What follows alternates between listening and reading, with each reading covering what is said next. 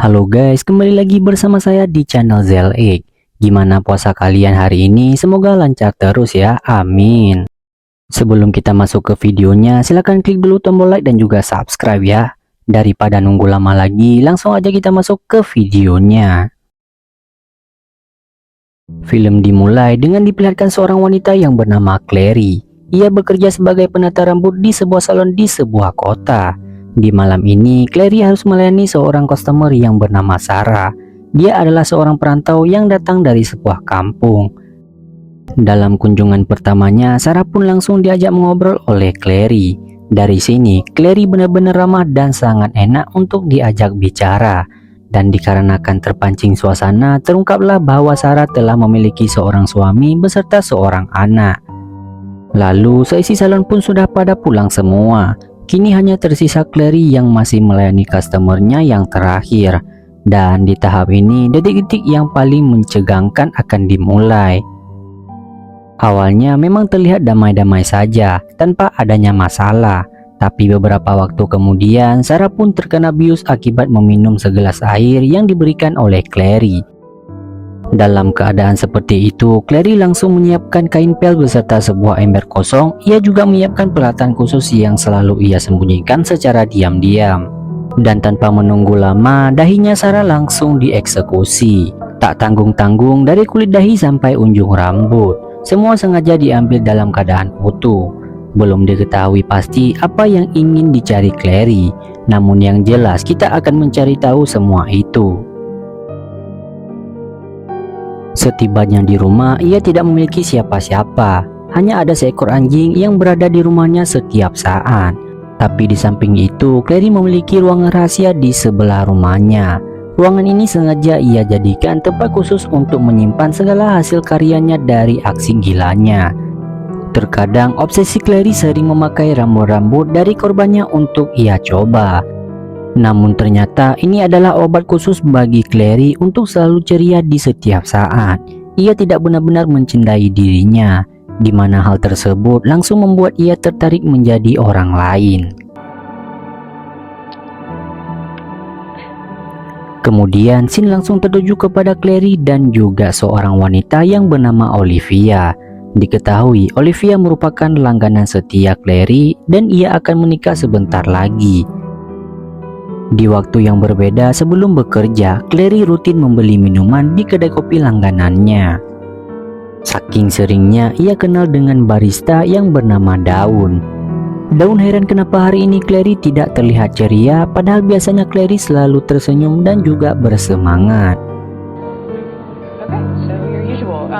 Seiring berjalan waktu, di pagi itu Olivia rutin meminta Clary sebagai penata rambutnya. Tapi Clary tidak tertarik dengan tawaran tersebut. Ia cenderung mengulur waktu, sampai-sampai temannya Olivia merekomendasi orang lain. Hanya saja Olivia sudah sangat percaya kepada Clary dan ia tetap menunggu jawaban pasti. Menurut Olivia sendiri, jawaban Clary layak ditunggu. Saking layaknya, Olivia masih santai-santai saja walaupun hari pernikahannya sudahlah mepet. Sampai suatu ketika, Clary pun setuju untuk melayani Olivia. Yang mana ketika hari berganti, terlihat Clary yang jauh lebih ceria. Dan hal tersebut bukan lagi hal aneh mengingat Clary selalu seperti itu setiap saatnya. Ketika itu juga, Olivia terlihat bersemangat untuk mendapatkan model rambut yang ia mau. Dari cara berbicara Clary sangat tahu bahwa Olivia merupakan orang yang friendly. Dan saking friendly-nya, tak terasa waktu berjam-jam sudah terlewatkan begitu saja. Di sini Clary pun diundang untuk datang ke rumahnya Olivia pada malam nanti. Singkat cerita, tibalah Clary di rumahnya Olivia.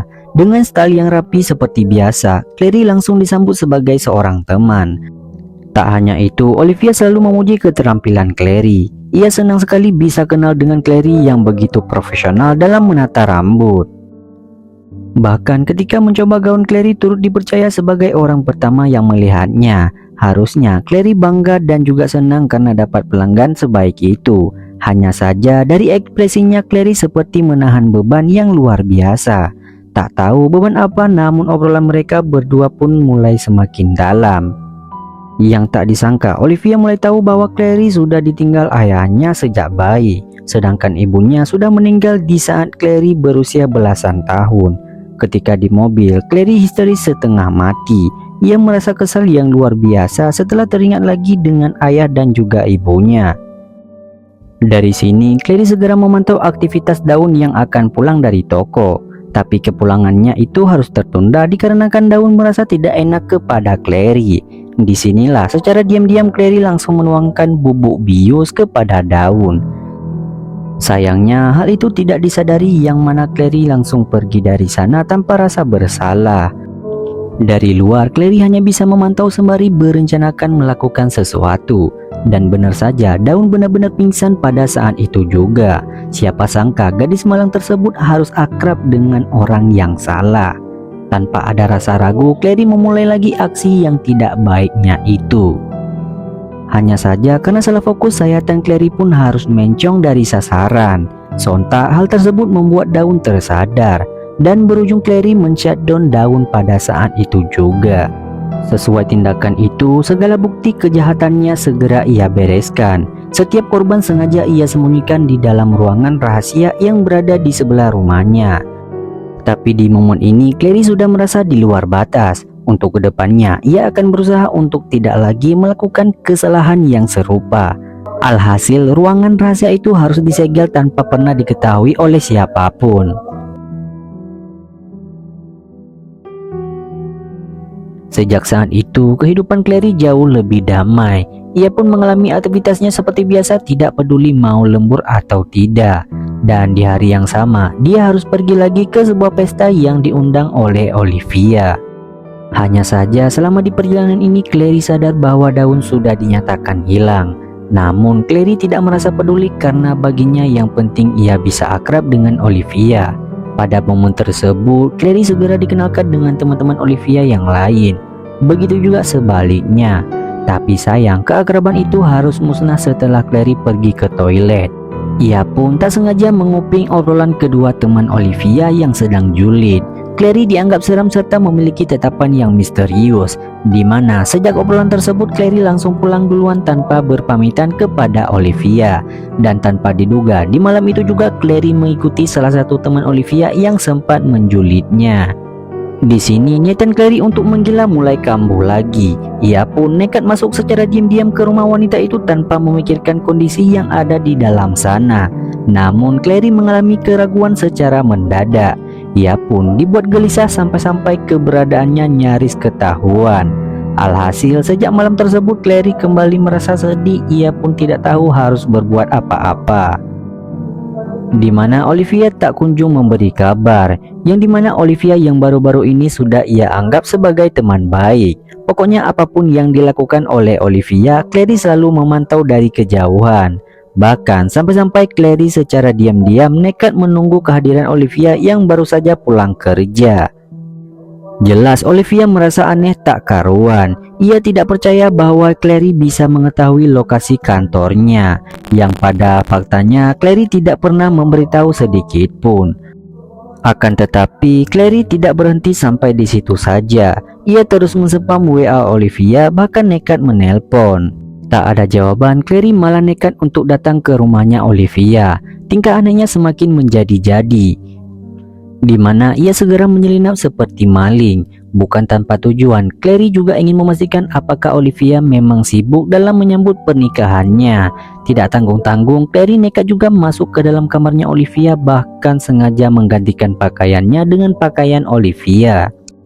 Dengan kata lain, obsesi gila Clary mulai kambuh total. Sepanjang malam itu semua barang ia coba satu persatu. Tak peduli fungsinya apa dan kegunaannya untuk apa. Namun tiba-tiba saat itu juga terdengar suara orang dari lantai bawah, yang mana dengan tergesa-gesa Clary pun langsung kabur melewati jendela. Setelah melakukan tindakan itu, Clary langsung ngamuk sendirian sekaligus panik. Yang kemudian ia pun membongkar lagi ruangan rahasianya.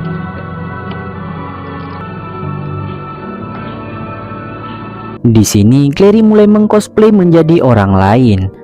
Tak puas dengan koleksi-koleksi tersebut, Clary kembali mengincar target baru. Kali ini ia memilih korbannya secara acak-acak, asalkan korban tersebut merupakan perempuan. Dan dengan berpura-pura meminjam telepon rumah, wanita bertato ini pun harus terkapar tak berdaya. Dan gilanya, rasa empati Clary sudahlah hilang secara menyeluruh. Sampai-sampai malam tersebut harus ia habiskan dengan ketawa ketiwi sebagai orang lain. Lagi-lagi aksi gila Clary terjadi.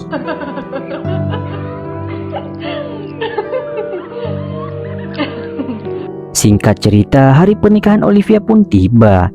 Kali ini Clary terinspirasi dengan style favorit ibunya. Lalu setelah itu Clary berkunjung ke kedai kopi langganannya. Tapi aneh, di sini ia bertingkah menjadi orang baik dengan sengaja memberi donasi atas meninggalnya daun. Kemudian tibalah Clary di tempat pernikahannya Olivia. Tak hanya Charlie, Clary turut disambut oleh ibunya Olivia. Dan setelah pertemuan malam itu Olivia pun langsung merasa tidak enak. Sekali lagi ia masih mengharapkan keahlian Clary dalam menata rambutnya. Dan setelah itu ia pun menawarkan seorang anak untuk ditata juga rambutnya. Sampai tiba saatnya Clary kembali dipanggil untuk merapikan. Olivia benar-benar berterima kasih dan ia tidak bisa membayangkan apa jadinya jika Clary tidak membantunya. Ya benar saja, saat proses pernikahan akan dimulai, seluruh mata pun langsung tertuju ke arah lorong. Pertama-tama pihak keluarga dipersilakan keluar terlebih dahulu. Dan setelah itu Olivia pun mulai berjalan untuk mendatangi calon suaminya. Charlie beserta seluruh tamu telah menantikan momen ini sebagai momen paling romantis dalam kehidupan mereka. Tapi ternyata Olivia hanya datang dengan rambutnya, yang dimana secara terang-terangan rambut itu telah dipakai oleh Clary yang tak punya lagi rasa takut. Sontak pihak keluarga beserta tamu langsung syok setengah mati. Mereka tak percaya bahwa momen keji itu harus terjadi kepada Olivia. Alhasil acara pernikahan yang awalnya ramai langsung mendadak sepi dalam sekejap, dan film pun selesai.